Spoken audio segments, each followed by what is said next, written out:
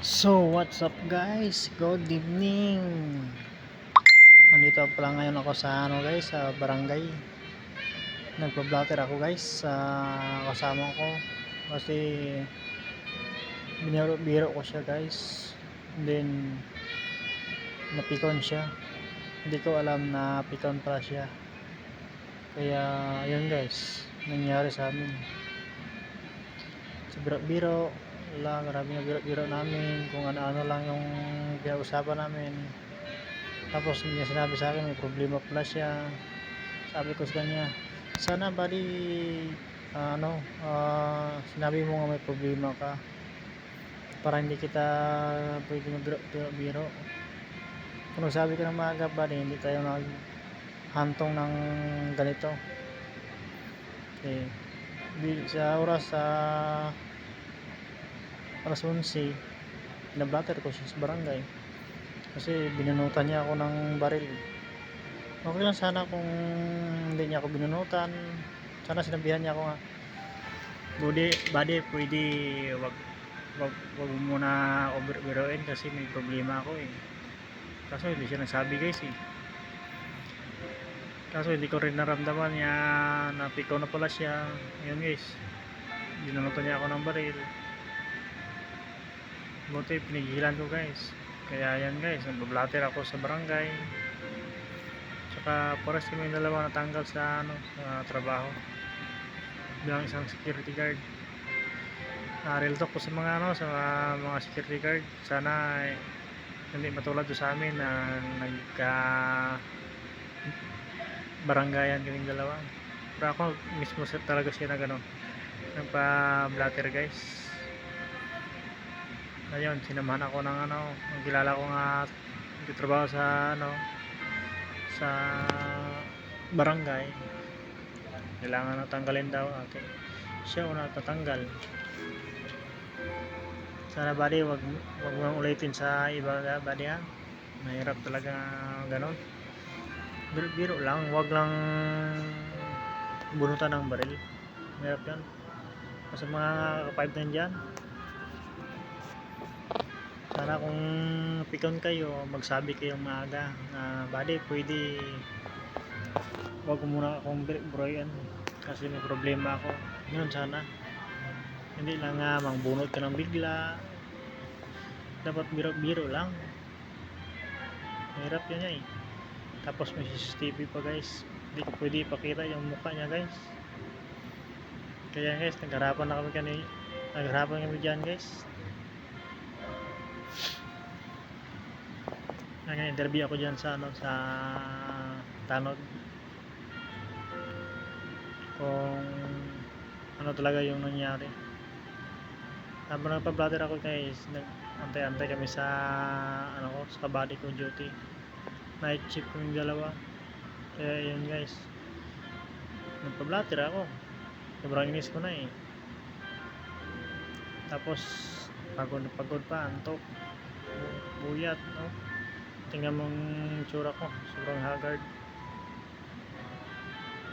Kaya tingnan mo yung mukha ko, parang hindi na madrawing, parang hindi na si Toto Randy.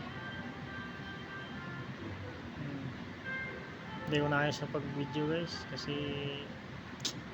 ako lang isang nag-video yan. Sa barangay pala yan guys. Naka-uniform pa ako dyan guys ha.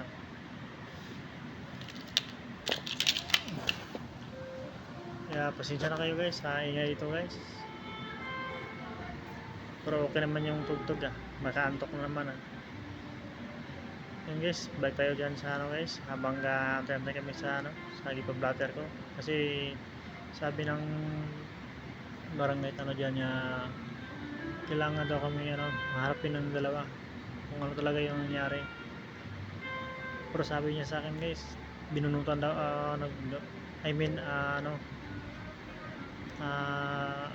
hinamon ko daw barilan. Sabi ko hindi naman kita hinamon ng barilan. Ito pa nga sabi niya, sarap ng pumatay ng tao buddy. Yan ang niya guys, yung sabi niya sa akin. Parang ako ba giniparinigan niya. Tapos kapagod pang ngipin niya. Galit na galit. Tapos guys, ano ko yung ano niya, yung balikat. Sabi ko, buddy, relax, easy lang, easy lang. Ayun guys, kinarate niya ako. Binali niya yung ano ko, yung kamay ko. Sabi ko, masakit yun ah. Sabi niya, hindi daw. Sabi ko, hindi mo maramdaman kasi ikaw ang nag-karate sa akin eh. Sabi ko daw, ano ka, daw tangkuloy ka. Kasi ganun, bigla lang sa nang bunot ng baril guys. Yung pangit naman yan. Hindi ako papayag ng ganun. May CCTV pa. Kaya hindi ko muna ipakita yung ano guys, yung video, i-reveal lang muna. I-edit ko lang yung sasunod guys, yung hindi makita ang mukha. Ipakita ko sa inyo ang ano guys, yung ano niya. Yung nangyari sa aming dalawa, pinigilan ko yung ano guys eh, yung baril niya, baril, saka ang kamay niya. Sabi ko, relax buddy. Huwag konti yung ganun. Nasa duty tayo eh. Doon kasi. Kaya mag-ingat tayo sa ginabiro natin. O kaya sa binibiro natin, magsabi ng maaga kung may problema bla o wala. Hindi kalawagin. Ayan guys oh. Naglingaw-lingaw ko na guys. Nga hindi ako naghamon ng barilan. Iwan ko lang kaya guys kung tinuloy niya guys. Pero maaga ko ang baril guys. Huwag ko talaga kasi nahawakan ko na eh. Iwan ko kung mapalag siya, paputokan ko talaga yan guys. Siyempre may baril din ako eh. Dalawa kami. 38 lang. 4 ang bala. Pero kung pumalag siya guys, nga gusto niya magbaril napigilan ko na yung ano eh, yung baril niya eh. Nahawakan ko na. Paano siya? Paputukan ko na lang. Siyempre, ano ko yung baril eh, hawak eh. Nasa gilid ko eh. Pilam lang na kuha sa baril na. Nasa gilid ko malang. Sa kanya, ano niya na eh. Hinugot niya eh. Napigilan ko na yung hammer. Wala na. Safety na yun sa kamay ko. Hindi na to kahit yung kahit anong ano niya. Sa ano pa, Silonggo, pitik. Hindi dito maglupok. Mira, naluoy ko na siya guys. Nagtululo ng luha niya. Tako ko na, galit na galit talaga ako dyan. Huwag ipinigilan ko lang. Sarap nga suntukin eh. Wala nga, sabi nga wala eh. Tigas talagang ulo mo eh. Tapos in-interview dyan siya guys sa Barangay Tanod. Wala sa may nasagot guys eh. Kaka siya. Yun, natalo sa kanya. Wala sa may nasagot eh. Puro lang kaka. Ako pang hamunin niya. Barangay talaga. Buti na barangay ko lang siya. Hindi ko siya pinapulis. Nawal lang sa kanya. Kung ulitin mo yan bad, iwan ko lang sa'yo bad. Gigil ako dyan guys eh. Sabi mo sa kanya, sos, mga iba-iba mga kasama mo, iwan ko lang talaga sa mo bad eh. Kung ano mangyari sa'yo. Kaya guys, sa mga 5-9 dyan, sana hindi ito matulad sa amin yung nagawa ni Buddy sa akin. Kung magbiro sa lugar lang, dapat pakiramdam na, pakiramdamay. Hindi ko napansin na galit siya pala eh. Nagalit na siya. Pasensya na guys, medyo maingay dito ngayon guys. Yung tugtog yan nakakaantok. On duty kasi ako ngayon guys eh. By the way guys, nakalipat na pala ako ng posting. Hindi kami pinagsama yung isang natanggal doon. Lumipat talaga ako ng posting. Dito na ngayon ako sa malamig, hindi na sa mainit. Guys, tagal-tagal yung usap namin guys eh. Sabi ko wag mo ulitin. Sabi, pasensya ka na buddy ha. Pasensya, paano kung pinutok mo sa akin? Patay ako. Ulol mo eh. Ako hindi talaga basta baril na. Pag sa baril na, hindi talaga ako magpasensya dyan. Okay. Ikaw uulit ka pa? Ikaw uulit ka eh. Pakulong na kita. Yung sabi ko sa kanya. Guys, kung gusto niyo yung video natin, i-share na lang guys para makita sa iba. Kung hindi ka pa naka-follow sa Facebook page, please pag-follow na lang sa sa YouTube channel Bibikos Vlog. Kung hindi ka pa naka-subscribe, kung willing kang i-subscribe mo na lang guys and i-share. Maraming salamat sa inyo. Kailangan natin tutupusin yung 15 minutes and 22 seconds. Grabe, natapos kami dyan guys. Ano na guys, 1:30 madaling araw na guys. Natapos kami dyan.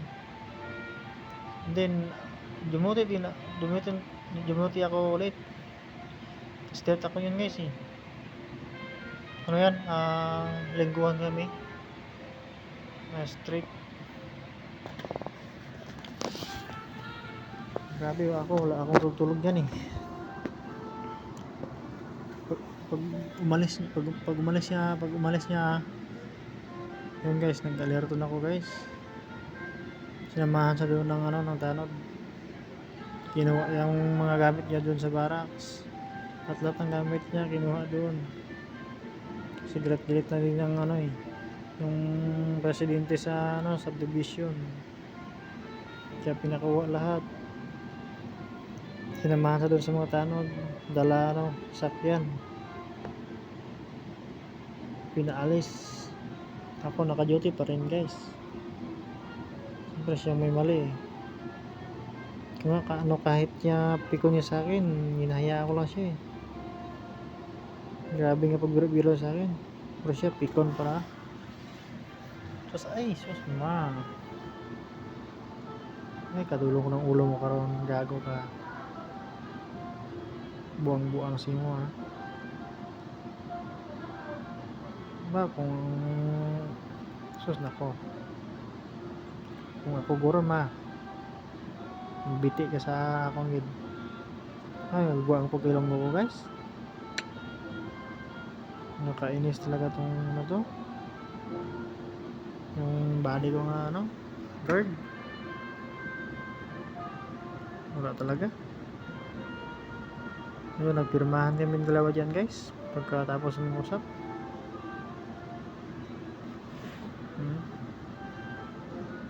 Nantok ako dyan guys nantok na galit. Grabe. Relax, tuturan deh.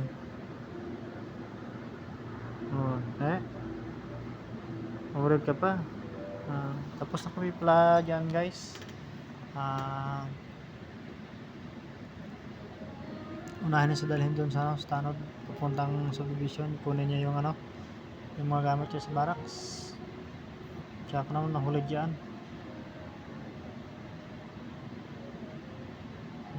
Labas kami maya yan guys.